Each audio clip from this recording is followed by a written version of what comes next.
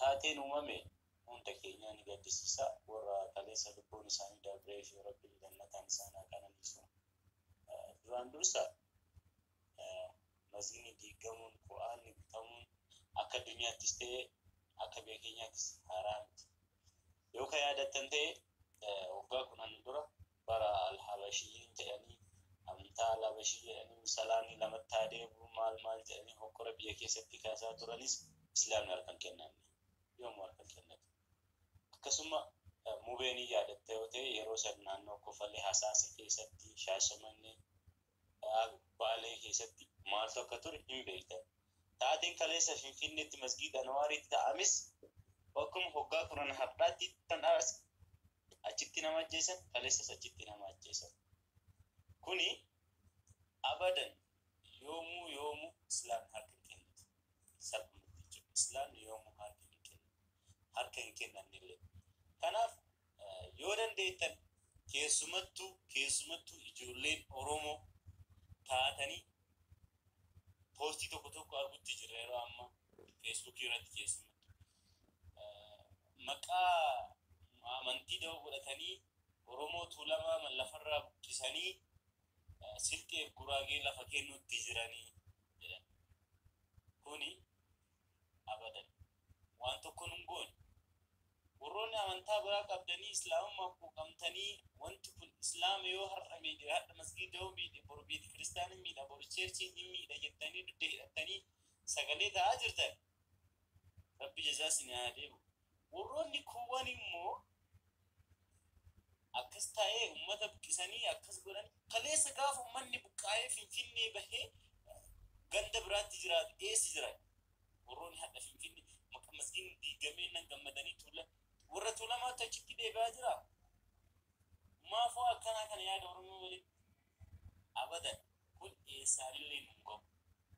Ajandaan taane bukkeessaa uummatatti gadi baasaa jira mootummaan.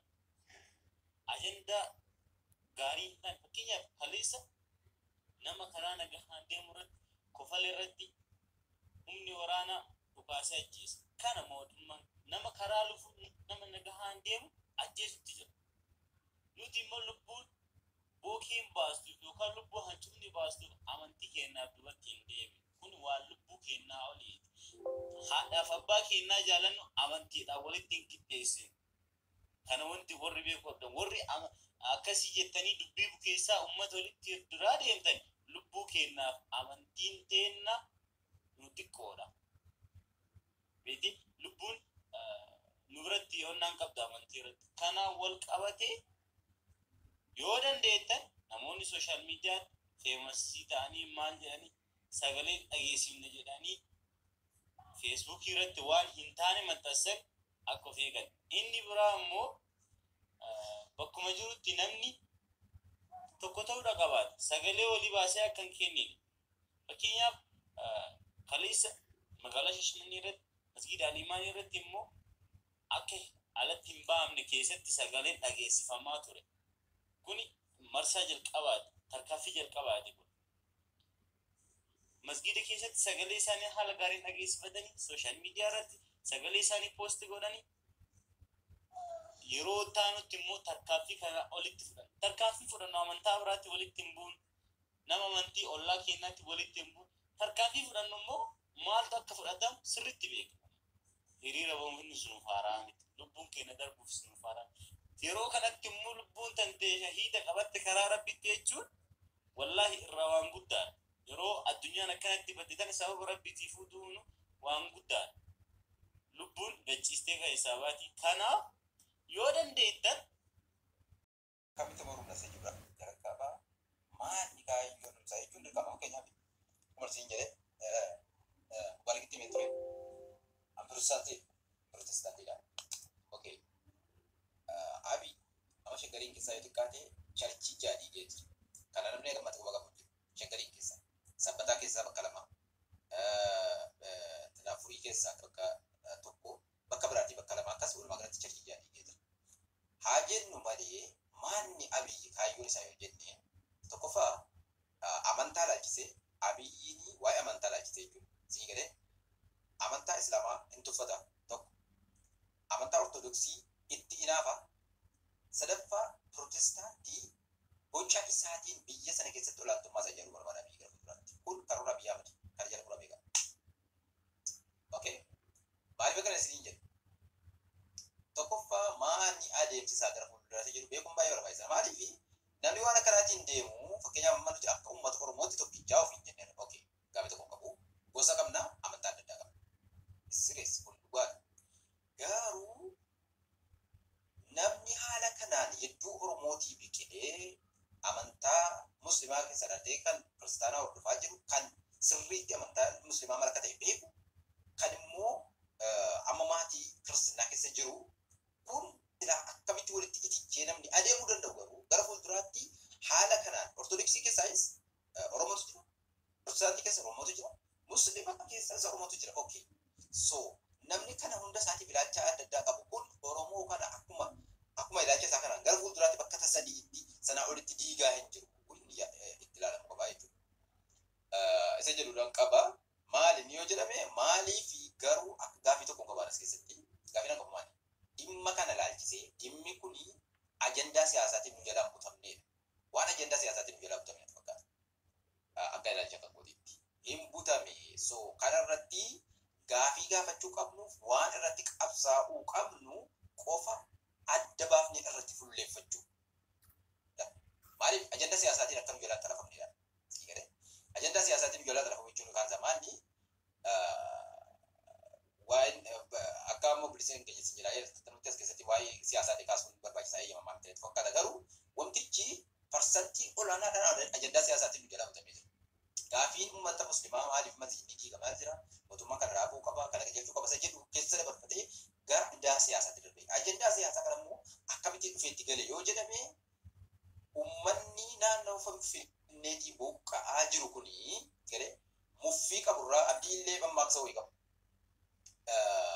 Ejji laksoo kafiyyaloo hambalaa'inachi waan jedhu jira fakkeenyaaf mammaaksa abdiillee keessatti. So yookaan waan uumame kanaan olitti bakka yooni kontestii biraa wayii kennuufiitu mul'ata. So gara kanarraa ofirraa ittisuu qabna isin jedhee maaliif namoota dhimma kana fuudhanii ajandaa siyaasaa ofiitti fayyadamuu barbaadan keessaa isa laayis keessaa yeroo isin jedhu mormitoota mootummaa ta'anii akka Oromootti mormitoota mootummaa ta'anii karaa biraatiin immoo warra mootummaan nuti kun cabuu qaba Oromiyaan nuti jedhamu kun diigamuu qaba baduu qaba jedhanii haga bosona seenanii qabsuudhaaf tiraa jiraarran kana wal qabate jarri kunis ajandaa siyaasaa godhanii itti fayyadamuudhaaf akka jedhi fiigaa jiran argaa jirra. Afaan lama sirriitti beekna. Sararri darbe afaan Tigiriffaa sirriitti beekna. Hin beekne jechuutti maali? Eenyuun akka humna kanaa kun gara ajandaa siyaasaatiin butamuudha akka deemaa jiru. Kanarrattitu hojjetame yoo bu'aa qaban mormuu qabna waa tokko siin dhaaban kanarratti. Kana akkuma waliin qabsaa'amee uummata Oromoo tokko ta'amee qabsaa'amee jedhe kun tokko ta'amee irratti qabsaa'amuu qaba. Tokko ta'amee irratti qabsaa'amuu qaba jechuun diinni biraa garuu qabsoo kan keenya kana yookaan qabsoo nuti haqaaf Abiyyi irraa jibba qabna, Shimallis irraa jibba qabna. Jibbi kan keenya gaafa jedhu uffatni amantaa keenya balleessuudhaaf amantaa keenya ol isin jedhu kan Pirotestaantii jedhu diiguu alfanu amantaa kan Ortodoksii gaafa jedhu diiguu alfanu amantaa Musliimaa gaafa jedhu diiguu alfanu osoo taane aan Pirotestaantii ta'ee Shimallis Abiyyi Ahmad gaafa inni amantaa Islaamaa diiguudhaan dhufu amantaa kan keenya jedhee ka'uudhaan qaban. This principle kuni akka kaayyootti fudhatamuu qabadha jechuun Oromootti. Sii galee jarri olaantummaa beentee ijaaruudhaaf kanaaf beentee irratti duulaan tikikilaa eedallamu. Jarri olaantummaa Ortodoksii ijaaruudhaaf kaayyatan Ortodoksii irratti duuraa waan Ortodoksii jedhameen arrabsaa maaliin jedhaa tikikilaa eedallamu. Kuni istiraateejii jarri baafataniif maal ta'uu sii galee hoo jedhanii qulfii kennuufi karaa banuufi karra banuufi jechuudha. Tikikilaa. Kanaaf akkuma kanas hojiin dhaabatame qabsaa'ametti hadhas hojiin dhaabatame ofirraa ittisuudhaan nu tokkodhaan sagalee ta'uudhaan qaanfachiisuun dirqama. Sanarra yoo darbe gara qabsootti deemuu danda'a ture isin jedhe. Maaliif Abiy Ahmad nama abjuu mataa isaa keessa jiraatu isin jedhe. Nama abjuu mataa isaa keessatti uumee abjuu sana keessa jiraatu. Isin jedhe wanti dhugaa qabatamaa lafa jiru waan bakka jechuun addunyaa namatti kolfu waan uummanni namatti qaanfatu waan seenaan maqaa kan kee balleessu ta'eetu jiru ni garuu maali abjuu mataa isaa keessa nama jiraatu. Nama abjuu mataa isaa keessa jiraatu kana wajjiniin hoyi taadhaan kan jechuun dhaaf ati dhumuu dandeessa maal jedhaa guyyaatti namni kumni dhibbi tokko dhumuu danda'a malee kaayyoon qabanne dudduuba deemuna jiru biyya paarlaamaa irratti nama ta'e akkasii kanaaf nama abjuu mataa isaa keessa jiru kanaan jiraatu gara fuulduraatti qabsoodhaan walitti deemuu hin dhufa so gaaf sana jedhu garuu aawdii yookaan ilaalcha oromummaatiin itti adeemama malee ilaalcha warri kaabaa qabsoo kan keenya kana booji'anii yookaan sakaananii kan ofii godhanii itti fayyadamuu barbaadamu ta'uu qabudha galatoomaa waan haasaa dheerisanii itti fakkaatamu beeku carraa irraa kennitee godhee. Mube ana kennita jarraa daqiiqaa tokko ibsadheen ba'a. Galatoon.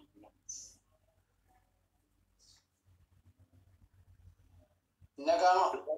Dubbadde miyuutii qabattee taa'aa dubbadde.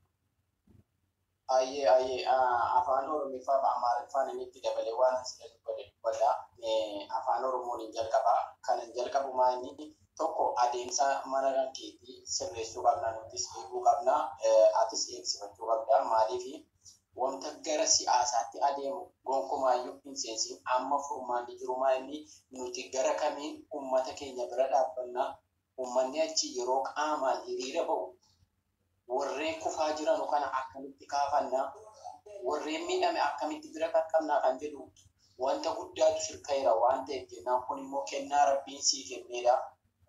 Kennaa kan immoo kan sirkatti inaafu kanuma as jala dhufee fashaleessu kan gara siyaasaatti si galchiisuu barbaadu gara namoota gadi siintinaa jechuu barbaadu baay'eetu jiru waan ta'inaan ajandaa kan kee tokko godhiiti ajandaan eenyuyyuu gastii kamii yoo dhaqee mana akka antini nama biraa yoo seen mana kan kee keessatti ajandaa maaliiti ajandaa uummata muslima hiriira ba'ee kan miidhame kan kufe gabaasni isaa biyyarraa ijoollee biyyarraa finfinneerraayis godinaalee adda addaarraayis kaawwadhuuti namoota miidhaman eessatti argatama barbaadame sooshaal miidiyaarraa mana mubaarikitti ta'uu qaba ajandaa isii kana sirreessii qabadhuuti yeroo namni miidhamee jedhe akka takkatu hatattamaa yaala argate maal jedheedhu gara keetiin emerjensii taate jechuun akka namoota sana lubbuu jiraa kana fuu danda'u akka qaqqabdu siin jedha kana gochuudhaaf immoo nam tokko sabaan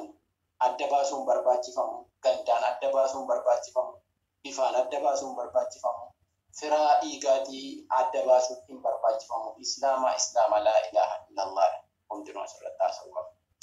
Abiyyi akkas ta'e Shimallis akkas ta'e siyaasni Oromoo akkas ta'e siyaasni Tigree gadi gale siyaasni Amaaraa ol garagalee as mana kee keessatti ajandaa akkasii hin keessummeessisin. Maalirra deemuu qabna ajandaa maalii qabachuu qabna ajandaa akkamiitiin adeemnee nuti warra qaamaan dhaabbatee achirratti shahidaa jiru kana wajjiniin ittiin milkaa'uu qabna akkamiin immoo jara kana jajjabeessuu qabna akkamitti deebii amantii keenya kana argachuu dandeenya kan jedhu irratti sirriitti irratti dubbatameetii hatattamaan waan keessu addaatti si beekta akkaataa hojii keetiin ummata sana bira qaqqabamuu qabaadha kanan jedhuun yaanni hankoo isa kana. Tan dabala Amaariffaan isii dabala ሙባረክ እዚህ ቤት ላይ እኔ መናገር የምፈልገው በማንኛውም ፖለቲካ በማንኛውም የቀበሌ የክልል ፌዱሳን ከይሳ ገርቴ ወራ አመንቲ ቢራገራ አንጎት ዱፉስ bakkanum bunja nuti kan deeggarru haqa malee sodaa mootummaatti kan isaan gartee hararan jirre masjida keenya diigaa cunqursaa mootummaa kanaaf dubbat hirrina keenya malee an gartee beekumsatti yaadu mootummaa kana gartee akka kopheetti ilaal wanni itti fakkeessu ati yataati tintalee wanni itti fakkeessu dhabi yoo kophee taati malee maaliif jennaan osoon ta'in kopheen fakkeenya fudhanne maaliif yoo jettan yoggaanii fi fakkeenya ammoo alal deemisaa deemnu ulaarraa gartee wanni dura gartee miila keenya kophee keessa kaanee deemne bakka gartee khayrii yoo deemu barbaanne illee kopheen deemne inni gartee bakkuma silaa deemu barbaanne kopheen deemne yoggaa gartee mana keenya gallu kophee firaa ulaa dura baafne deensiidhaa ulaadhaa alatti waan san ta'eef mootummaan yookaan deeggarnutti gartee dhimma gartee amantiidhaan addaatti yookaan gartee amantii keenya dhufee immoo isa deeggaruu hin qabnu maaliif jennaan mootummaan Itoophiyaadhaa fakkeenya fudhannee saba Islaamaa bichaa bulchuutti hin jiru saba sablammoota mootummaa keenya isaaniif illee mootummaa isaaniiti nuus ta'uu hin danda'u isaanis ta'uu hin danda'u waan san ta'eef nuti mootummaa gartee osoo abbaa fedhatee osoo abbaa fedhatee keenyallee jechuun yoo har'a gaarii hojjete boru gartee deebi'ee waan hamtu hojjete illee qaanessee seenaa isaa sanillee gartee achi buutee gartee godha waan san ta'eef mootummaa kana warra keenyatanii gartee mootummaan abaluu bichaatti dunyyaatti dalarraa kaasee gartee warra gartee aangoora jedhe abbaa ardaatti chaa jaarree gurutta fedhan gartee yaada isaa kan qabaatin warri gartee islaama ta'anii isaan gartee isaanumarraayi maaliif jennaan isaan jechuun mootummaan gartee wal quba qabu isaaniitiif gartee ka gartee godina bulchuus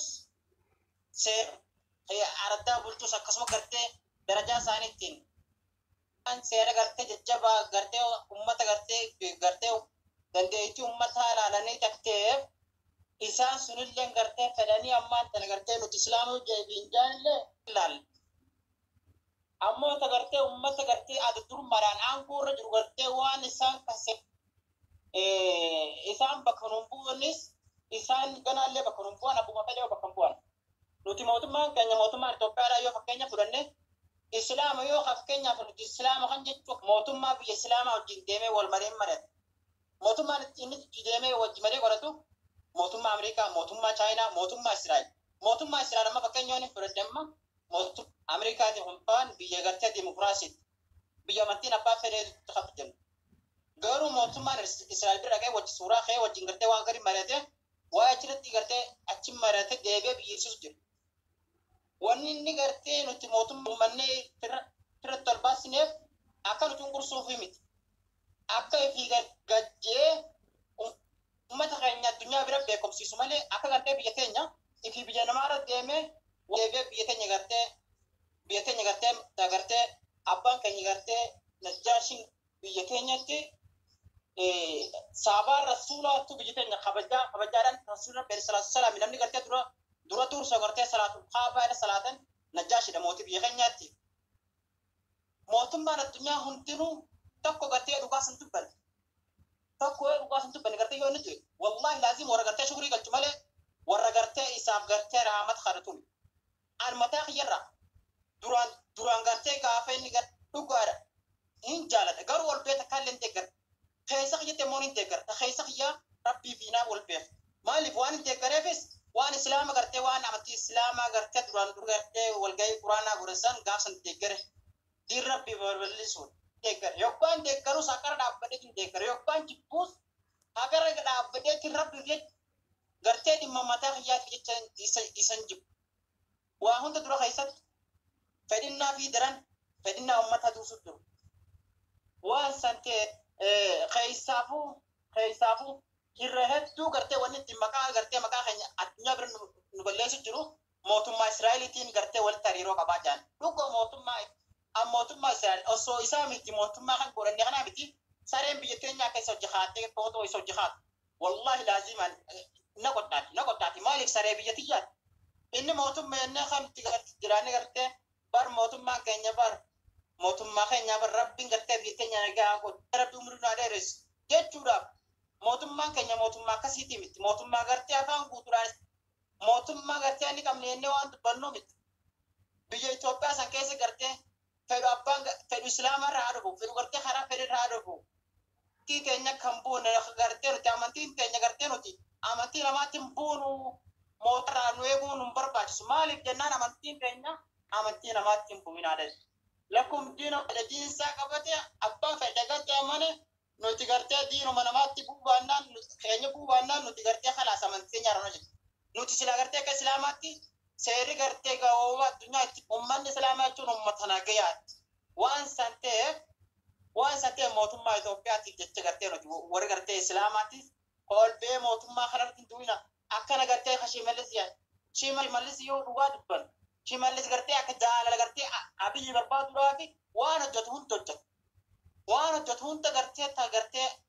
hojjetu hunda jaalasaa barbaadaaf malee jaalala abiyyiileen akkasuma hunda isaaniitiif uchaa jaarre kun barbaadu yoo xiyyeeffannees yoo galatoonfanne waliin galatoonfanne malee wanni gartee godhamu takka illee hin jirtu. Fabatti wanni godhamu takka hin jirtu waan san ta'eef ani dhimmi kiyya kanuma hedduu dubbachuu hin danda'u. Wallaahi laazim ani gartee abbaa fedha garuu jiraate ulamaa'ii daran abbicha qarra jiru saniin fedhu gartee nama waan takka beekne maan ta'an nama saniin deeggar maaliif jennaan waan haqarra jiru. Ana amma wallaahi laazim kanin sobaan hin jenne kan rabbi wallaahi laazim sheekota gariirra wallaahi laazim mubaarikiin ana amma ta'an waa mubaarik gartee beekumsa sammuusaa raayimuun waan isaan kitaaba irraa himna jaanii gartee achiisaan fakkeessa irra waa mubaarik juun deeggar. Maaliif jennaan dhugaar dhaabbatee dubbata. Dhugaar dhaabbatee dubbata.